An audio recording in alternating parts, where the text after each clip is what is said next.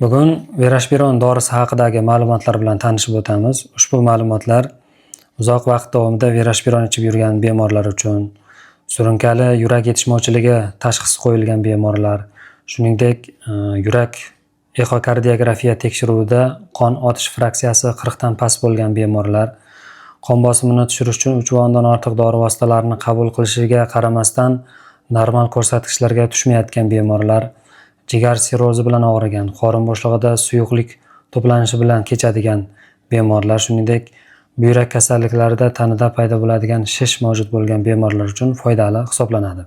Verashpiron kardiologiyada muhim dori vositasi hisoblanadi, keng ishlatiladigan dorilar guruhiga kiradi. Lekin ayrim dorilar va holatlar jamiyatda insonlar uchun tushunarli bo'lish uchun soddalashtirilgan yoki boshqa shaklda taqdim etilishi nuqtai nazaridan ushbu dorilarda boshqa asl mohiyatini anglab yetishda qiyinchiliklar, tushunmovchiliklar paydo bo'lishiga sabab bo'ladi. Verashpiron ham xuddi shunday dorilar qatoriga kiradi. Ko'pchilik bemorlarimiz Verashpironni faqatgina siydik haydaydigan dori vositasi sifatida bilishadi. Agarda kardiologi tomonidan bemorlarga Verashpiron tavsiya etiladigan bo'lsa, ularda demak fikrlarda dominant fikrlar paydo bo'ladi. Verashpiron bu siydik haydaydigan dori, menda shish yo'q yoki siydik chiqarish bilan bog'liq muammolar yo'q, demak Verashpiron qabul qilmasam ham bo'ladi degan fikr shakllanadi. Ushbu fikrlarni ba'zida o'zini davolovchi vrachlari bilan baham ko'rishadi. Nima uchun Verashpiron ichish kerakligi haqida savollar berishadi. Ba'zi toifada ayrim holatlarda, ko'p hollarda bemorlar shifokorlari bilan ushbu savolni maslahat qilishmaydi va o'zlaricha Verashpiron qabul qilishni to'xtatishadi. Bugun aynan Verashpironda qaysi sabablarga ko'ra Verashpiron qo'llaniladi? Nima uchun ayrim bemorlarda Verashpironda ichish dorisi muhim hisoblanadi? Qarshi ko'rsatmalar, nojo'ya ta'sirlari haqida gaplashib o'tamiz. Verashpiron tarkibi spironolakton moddasi hisoblanadi. Verashpironda yana bir boshqa analogi bu Veralakton dorisi.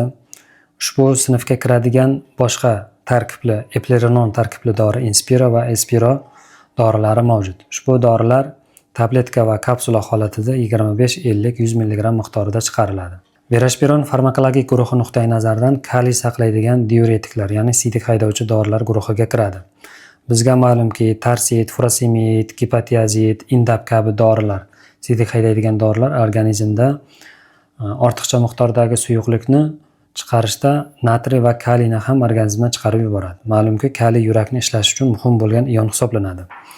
Verashpironda boshqa diuretiklardan farqli tomoni bu kaliyni saqlab qolish xususiyatiga ega.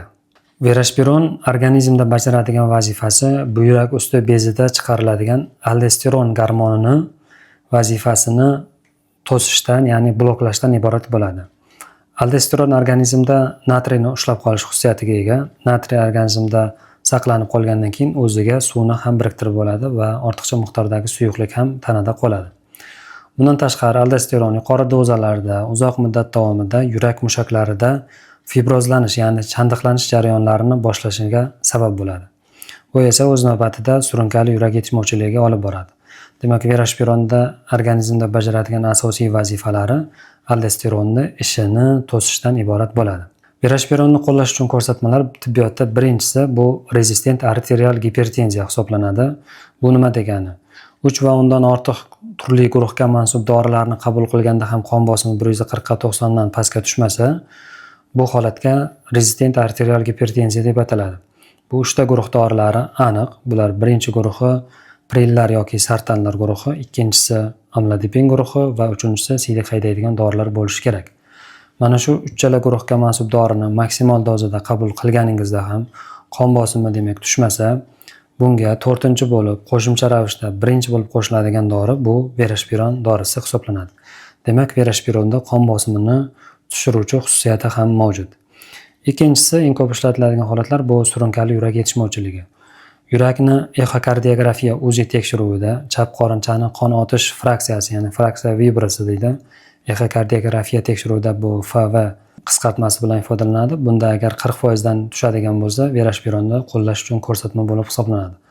Bunga sabab o'sha aldosteron moddasini yurak mushaklariga ta'siri, uni chandiqlanish chaqirishi, fibrozlanish jarayonini chaqirishini demak bloklashdan iborat bo'ladi. Uchinchi, yana eng ko'p qo'llaniladigan holat bu jigar sirrozida qorin bo'shlig'ida suyuqlik yig'ilishi bilan boradigan holatlar. Bu holatda siydik haydovchi birinchi tanlov preparati bu Veraspiron dorisi hisoblanadi. Sababi jigar sirrozida asid rivojlanganda, qorin bo'shlig'ida suyuqlik to'plana boshlaganda organizmda aldosteron miqdori sezilarli oshadi.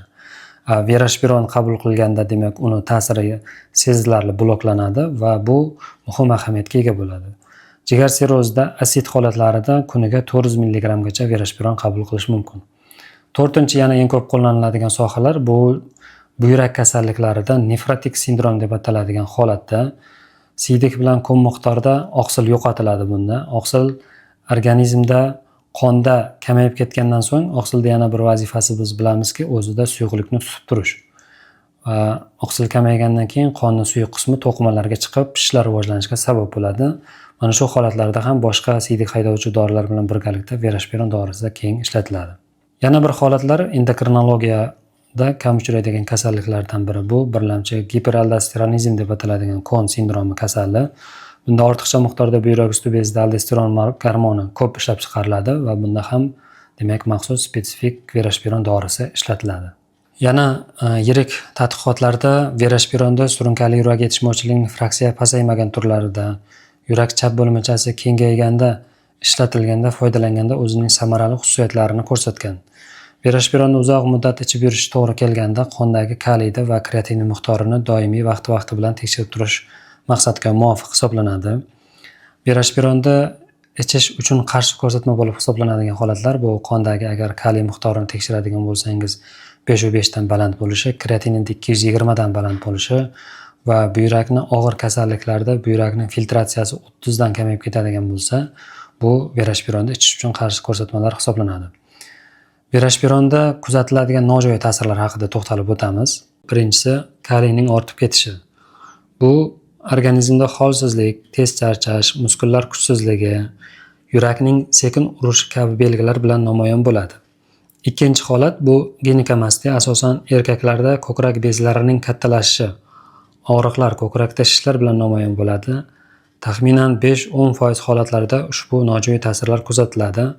Bu holat bartaraf etish uchun Veraspiron dorisini to'xtatishga yoki uning boshqa bir o'rindoshi eplerononga almashtirishga to'g'ri keladi.